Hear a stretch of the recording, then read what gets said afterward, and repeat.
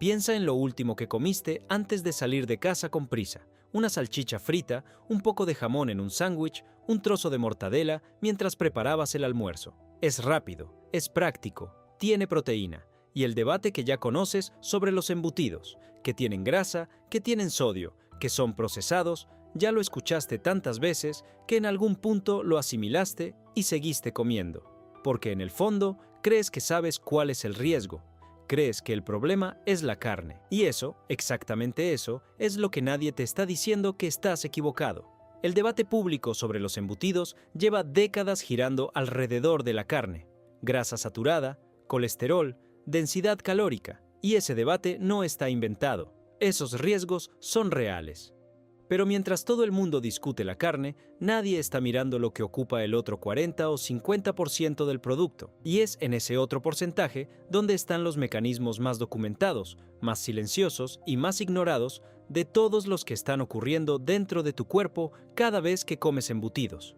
Hoy en Dentro del Alimento no vamos a hablar de lo que ya sabes. Vamos a hablar de lo que viene dentro de ese producto que no tiene nada que ver con carne, y de lo que esos ingredientes le están haciendo a tu cuerpo sin que nadie te lo haya explicado con esta claridad antes. Si eres nuevo aquí, este canal existe para cerrar la brecha entre lo que el sentido común dice sobre los alimentos y lo que la ciencia realmente encontró. Suscríbete y activa la campana para no perderte los próximos videos. Empecemos por lo que sí sabes, porque es importante no descartarlo. Los embutidos tienen sodio en cantidades altas. Una porción típica puede cubrir entre el 30 y el 40% del límite diario recomendado. Tienen grasas saturadas. Tienen una densidad calórica alta en relación con su volumen. Consumidos en exceso y dentro de un patrón alimentario ya deficiente, contribuyen a presión arterial elevada y a un perfil lipídico desfavorable.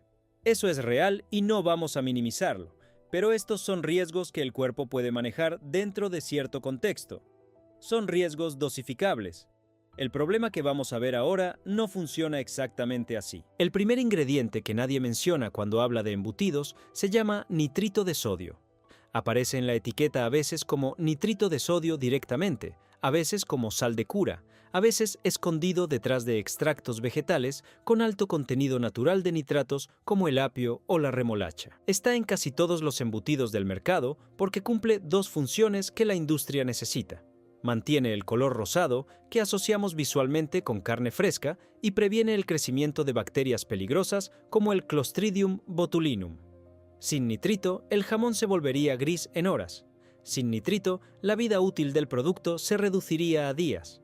Así que desde el punto de vista industrial, su presencia tiene sentido completo. El problema ocurre cuando ese nitrito entra en contacto con las proteínas de la carne bajo calor. Cuando fríes una salchicha, cuando la asas, cuando la calientas en un sartén, el nitrito reacciona con los aminoácidos de la carne y forma compuestos llamados nitrosaminas.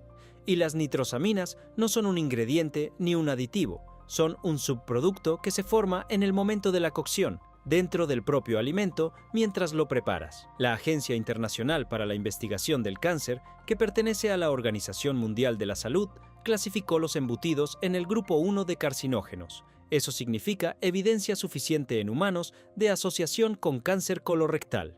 No lo clasificó así por la grasa. No lo clasificó así por el sodio. Lo clasificó así principalmente por esta reacción. Esto tiene una implicación que casi nadie discute. El mismo embutido tiene un perfil de riesgo diferente dependiendo de cómo lo preparas. Comido frío, directamente del paquete, la formación de nitrosaminas es mucho menor. Frito a temperatura alta, la reacción se potencia. No estamos diciendo que uno sea seguro y el otro no.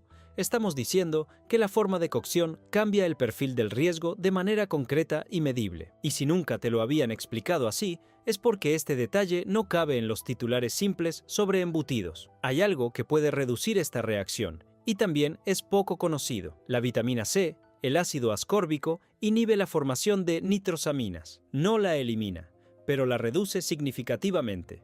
No es casualidad que muchos fabricantes añadan ascorbato de sodio a sus formulaciones, no por valor nutricional, sino precisamente para inhibir esta reacción. Si comes embutidos y los acompañas con alimentos ricos en vitamina C, el efecto también se reduce en parte. Esto no convierte al embutido en un alimento neutral, pero sí muestra que el contexto de consumo importa más de lo que parece. El segundo ingrediente que necesitas conocer son los fosfatos. Aparecen como tripolifosfato de sodio, polifosfato de potasio, fosfato disódico. Hay varias versiones y todas cumplen funciones similares. Retener agua dentro de la carne para que el producto pese más, mejorar la textura, extender la vida útil. Desde el punto de vista industrial, son baratos y efectivos. El problema no es el fósforo en sí.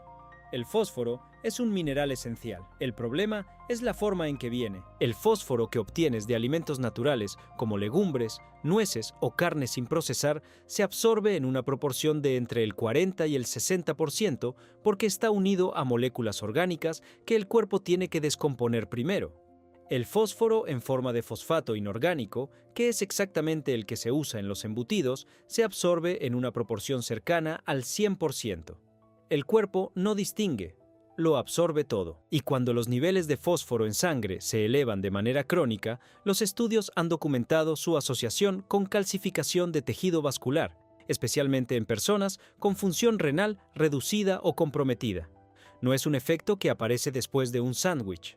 Es un efecto que se construye en el tiempo, en silencio, en personas que consumen productos con fosfatos añadidos de manera regular. El tercer elemento que merece atención es lo que técnicamente no es carne, pero aparece dentro del embutido cumpliendo función de carne: proteína de soya texturizada, almidón de maíz modificado, carragenano, maltodextrina. Estos ingredientes están ahí para reducir el costo de producción y para simular la textura y la consistencia que el consumidor espera. En algunos productos económicos, la proporción de carne real puede ser inferior al 50% del total. El resto es extensión, relleno industrial que hace que el producto pese, que mantenga la forma y que tenga la firmeza que el consumidor asocia con proteína.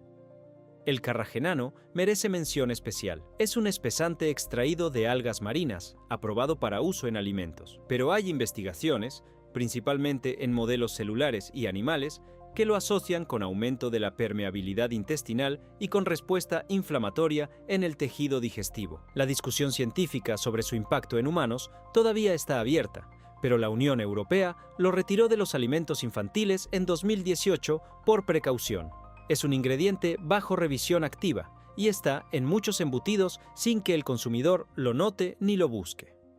Ahora bien, nada de esto significa que una salchicha en un asado familiar sea una sentencia. La frecuencia importa. La cantidad importa. El contexto del resto de tu alimentación importa enormemente. Hay embutidos sin nitritos añadidos en el mercado. Son menos comunes y generalmente más costosos, pero existen. Hay versiones con listas de ingredientes más cortas, con menor cantidad de aditivos, con mayor proporción de carne real.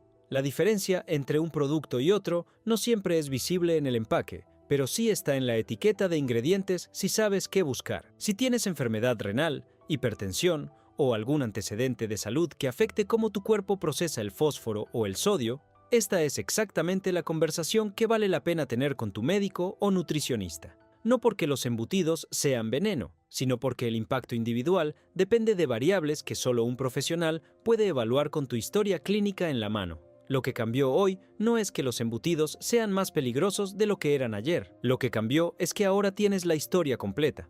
El riesgo real no estaba donde el debate siempre lo puso. Estaba en los ingredientes que nadie mencionaba mientras todos discutían la carne. Eso es lo que hacemos aquí. Entrar dentro del alimento para encontrar lo que no aparece en la etiqueta del frente. Si este video te abrió algo que no habías considerado, compártelo con alguien que también come embutidos pensando que ya sabe todo lo que hay que saber. Nos vemos en el próximo.